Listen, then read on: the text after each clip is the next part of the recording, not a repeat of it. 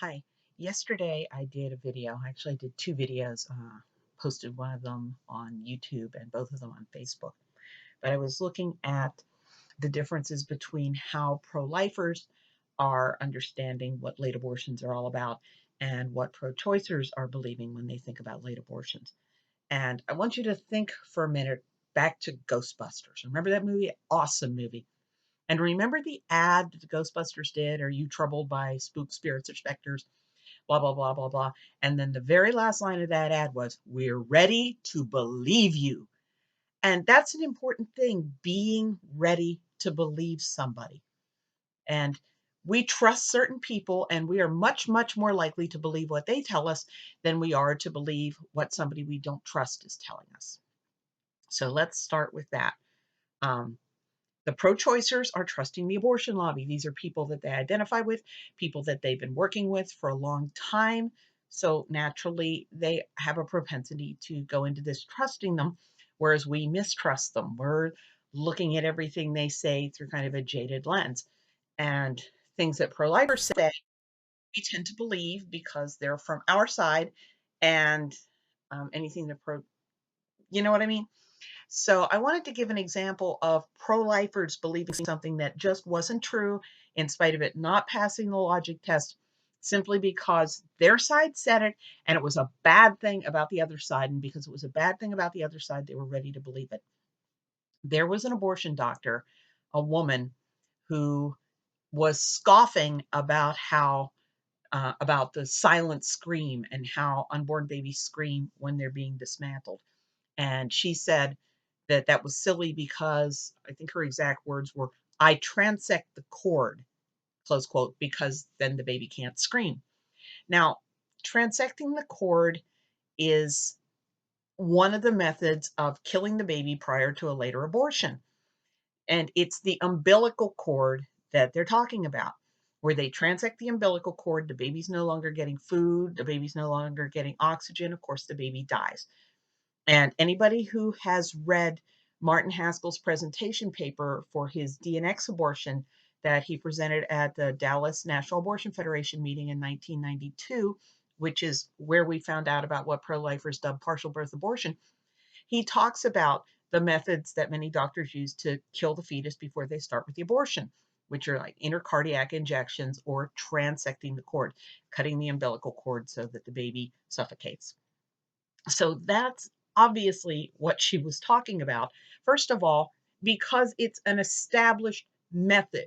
When an abortion practitioner says transect the cord, you automatically understand that that means you cut the umbilical cord the same way that we understand when you're in a car and somebody says floor it, they mean to push the gas pedal to the floor and go really fast. There's no ambiguity when you're driving about what floor it means, and there's absolutely no ambiguity in abortion practice what transecting the cord means.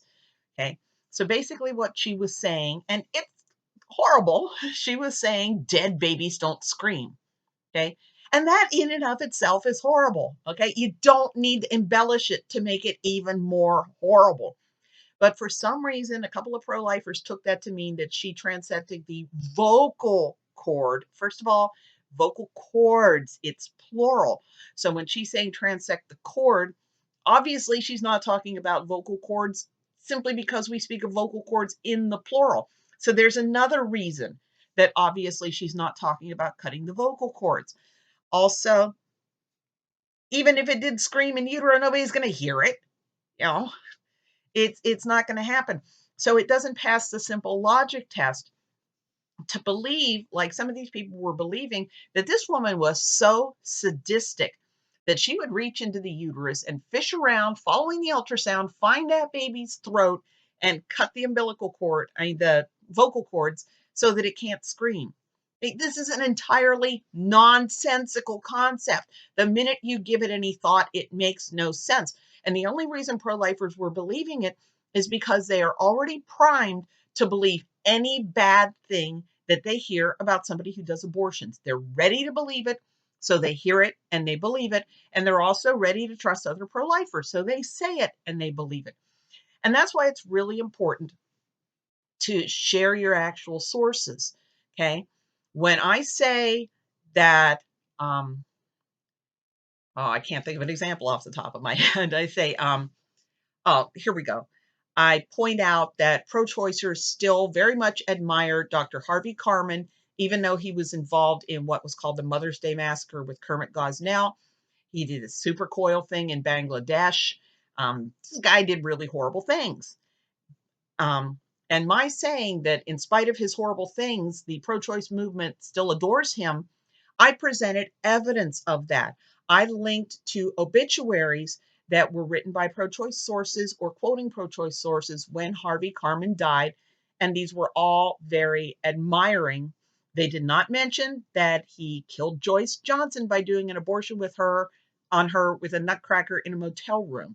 Okay.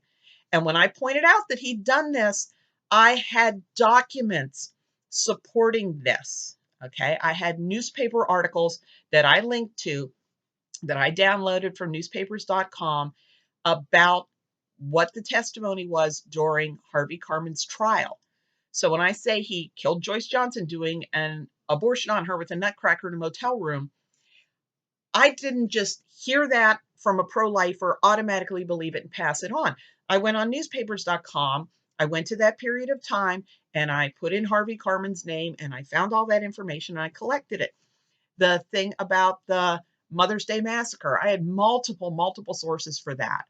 And the thing in Bangladesh, I had multiple sources for that. So when I was saying these negative things about Harvey Karman, I don't want pro-lifers to simply believe me because I said it. I provide those links so that you can see I'm not just pulling this out of a hat. I'm not just making it up or farting it out. It's real. It's documented. And we should always do that. It's real. It's documented. And I like it when pro-lifers post entire videos. And a lot of times I see that they are misinterpreting what the person said, such as in that case where she says the baby can't scream because she transects the cord.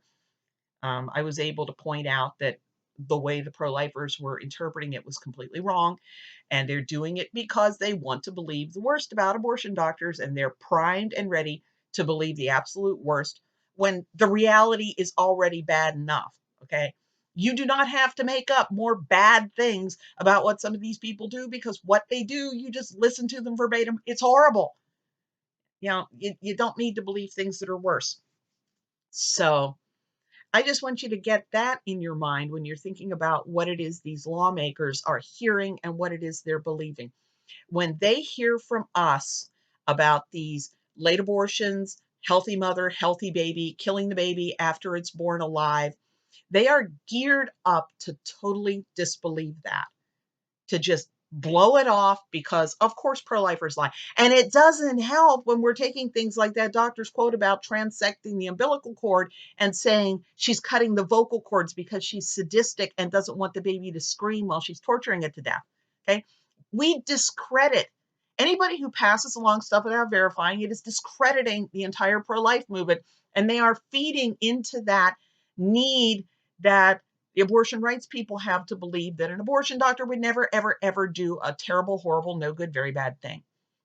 So whether you're pro-life or pro-choice, whether the information is coming from your side or them, check it. Look at their sources. Do they have valid sources for what they're saying? Because unless you have that, you have no idea. And it's totally wrong to immediately trust your side, and it's totally wrong to immediately mistrust the other side. Go to their sources, look at it, and interpret for yourself.